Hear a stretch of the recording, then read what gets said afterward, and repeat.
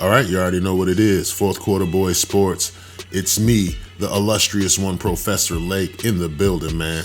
Like, comment, share, subscribe. Be a Quarter Boy for life. Hit the notification icon. Get notified every time I flip out a video. Donate to the Patreon. Let's keep these videos rolling out. So the Bears finally deliver. Justin Fields had a hell of a game. DJ Moore had a hell of a game. Luke Getsy did good with the play calling. Very content with the product that they put out on the field. They look like a professional football team, competent of doing things necessary to win games. It makes me wonder what happened the first 3 games of the season. Just to touch on a couple things that, really impressed me about Justin Fields was he looked like he was playing with so much confidence. A lot of the momentum that he had in the last game, he carried over into this game, and he continued on with getting the ball out of his hands, attacking downfield, using his legs in the run game. And he had to use his legs in the run game later on in the game due to injuries of the running backs. But, this is the Justin Fields that, I thought we would be seeing a long time ago. I'm very excited to see where this will go. I know a lot of guys are talking about Caleb Williams, and regardless of what Justin Fields does this year, that they'll try to trade Justin and pick up Caleb Williams. My honest opinion about that is, let's just see how the season plays out. Let's see what kind of quarterback Justin Fields can consistently be. And if he could do what he's doing now, and continue this throughout the rest of the season, there's no reason why I don't think we found our quarterback, and we could use those draft picks, to make other improvements on our football team. Play calling was a lot better in this game and against the Broncos. It looks so much different compared to the first 3 games. I really believe that Luke Getsy has been listening to the media, even though they come out and say they don't listen to us or listen to the fans. It seems like right on cue that he's been hearing the noise, and it seems like he's made proper adjustments. It seems like, he's allowed himself to trust Justin Fields with a real NFL game plan as well, without sticking in these trick plays, these weird play designs that, none of us as Bear fans really thought would work out. We knew what we were looking at. We have to play real NFL football and let the chips fall where they may. So play calling was key in the Bears' victory, as it was key in Bears' losses the first 3 games. I do want to point that out, but if I could talk bad about Luke Getsy when he's doing bad, I definitely want to say that the play calling has been much improved over the last 2 games, and I think they're on the right track as far as where their offense is headed. With that in mind, Justin Fields being himself, going out there and playing free, it seems that he's developed a lot of trust with DJ Moore and Cole Kmet. He's been able to find these guys and score touchdowns and get big chunk gains while they're on the field. Another big issue for the Chicago Bears offense was, the offensive line not being consistent, just really looking poor out there. Now, one thing I did want to point out is that Larry Borum's over there at left tackle, and no one's talking about it, but I think that he's playing way better than Braxton Jones over there out on the left.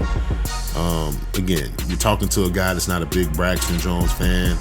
I was looking for any other answer other than this guy, and Larry Borum has stepped up. You don't see Larry Borum in Justin Fields' lap. I think we have a good problem on our hands with having 2 left tackles, and I think Larry Borum might be, the better left tackle. I think he always was. I really feel that, Braxton Jones stepping up in there, late round draft pick, transitioning to a starting position. There was going to be some growing pains. I don't necessarily think that he deserved that. I really don't. So who am I to say what someone else deserves? I just believe that they had some better players on the roster already. The offensive line did good. Nate Davis looked good out there. Tevin Jenkins comes back, joins the roster, looks dominant. Larry Borum on the side of Tevin Jenkins looks like a tandem to be reckoned with. On the other side, again, you got Nate Davis, and we got our guy, our young rookie, Darnell Wright, looking pretty good out there, man. I think we found us a nice right tackle for years to come. So with the lineup that we got right now, I think that's a pretty good starting offensive line if they could continue to match up well against defensive lines going forward. I mean, the Washington Redskins, they definitely had some first-round draft picks, some guys that I respected in the past, but they really didn't look effective against the Bears. These are not the guys that I saw coming out of college. I don't know why they're playing uninspired ball, but this is a team that if you're a defensive lineman, you're looking forward to getting after this offensive line and this quarterback and causing some turnovers. So I don't know what happened. Maybe it was the quick turnaround in this Thursday night game, but one team came to play, and that was the Chicago Bears. Now, the funny thing about it all is that, in the midst of everything that's going on, offensive success, we're also in the midst of shipping Chase Claypool to the Miami Dolphins. Now, again, I'm not going to rehash my thoughts about the pick to get Chase Claypool to the Bears and what they could have done with that, and just just how that all came to be. It never had to be that way, but it is. And I think that Ryan Poles, Matt Eberflus,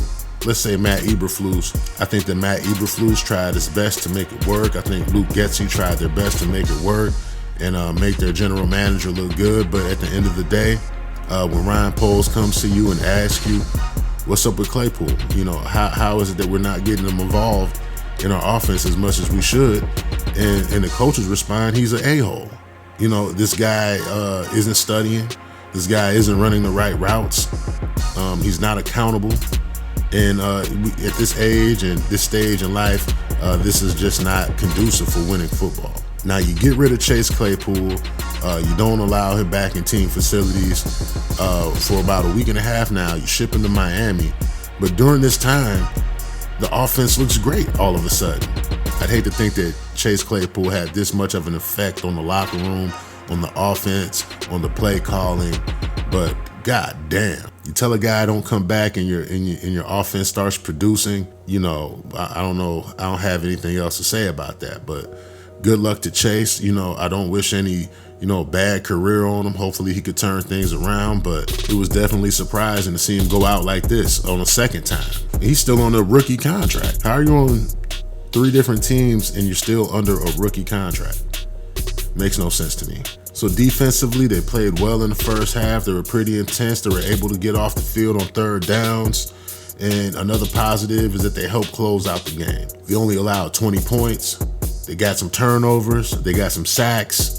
So I definitely like what I saw out the defense. I like what Eberflus is doing as far as the play calling, turning up the heat on a young quarterback. You gotta like that. And again, they'll never admit it, but they're listening. They're reading, and they're definitely taking in what the fan base and what the media members are saying needs to be done to make this a better team. Now, are we going to go ahead and make the playoffs? That's yet to be seen. It's a 1-4 team right now. There's a lot more proving that needs to be done for us to even think like that. Right now, as a fan base, we need to be looking at this just like the team.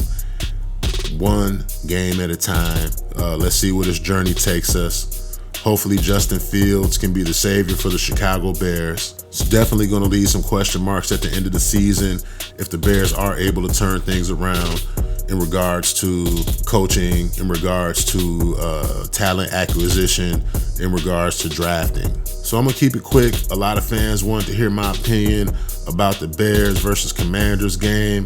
I'm just like you guys. I was excited, enjoyed it. Definitely, it seemed like, it was orgasmic when the clock struck 0. Pause. But it was a big sigh of relief. It was very intense, just, hoping that the Bears were able to hold on when the Commanders were trying to come back into the game, and we did it. The Bears were backed up against the wall. They were ready to box their way out, and hopefully we could get another victory next Sunday. But with all that in mind, the Bears win. They delivered. Justin Fields looked great 2 games in a row. The defense had his back in the fourth quarter. DJ Moore is a star. Cole Kmet is a star in the making. We need to get Darnell Mooney more involved. Oh, before I go, is it just me or does Darnell Mooney look a little injured? It seems like it's Every time he falls on the ground, he gets up and he has a little limp. I'm not sure if it's just me noticing that, but put it in the comment section. Do you think Darnell Mooney is injured? I don't know. Let me know. With all of that in mind, you know what it is. Fourth Quarter Boyz Sports. I am the illustrious one, the magnificent Professor Lake in the building, man. Like, comment, share, subscribe. Be a Fourth Quarter Boy for life. Hit the notification icon. Donate to the Patreon. Keep the videos rolling out. Bear down.